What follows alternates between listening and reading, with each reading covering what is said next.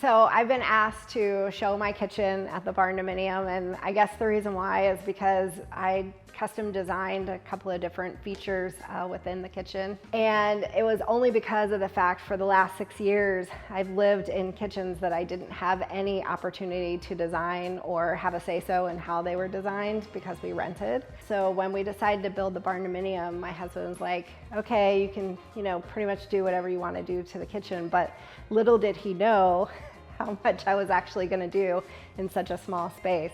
So one of the main things that I decided that I wanted to do was have a wine chiller, which allows us to keep wine cold, not in the refrigerator. We are not taking up space in there.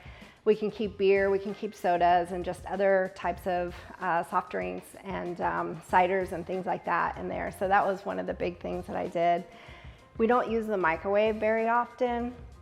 So I also decided that I just wanted to have a built-in microwave to kind of get it out of the way so that you can't see it, mainly because we don't use it very often, but there are certain times that we do want to use a microwave. One of the other big things that I wanted to do is make sure that I had enough cabinet space. I designed the kitchen so that we have an island, which allows for 4 people to sit at the island. We have a table that can seat 10. So having big groups and having parties at my house was always a big thing that I did when I lived in Los Angeles and other places too. So we like to have friends over and have barbecues and have, dinner nights and things like that.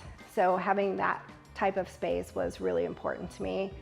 So I also decided that I was going to put spice racks in on either side of the cooktop that I have. And I also decided that every chef in every kitchen would love to have a specific place to put their knives and their implements. So I had a specific pull-out drawer made just so that I could put my knives and my implements in. I also have a cabinet that I can put all my cutting boards and sheet trays and things like that in there. And a couple of the other features that I love about this kitchen is I have gas. Once again, I haven't been able to cook on gas since I lived in California, so it's been a treat to have a gas stove again. And I put in a pot filler because I love to cook pastas and rices and things like that. So having the water really close to the stove was a big thing for me. So I just did these little customizations to the kitchen, which makes a huge difference. And it also allows for me to have counter space in the kitchen, not having a bunch of things laying out so that, it gets in the way or it collects dust or whatever. And it just makes me happy having a kitchen that I love to cook in again.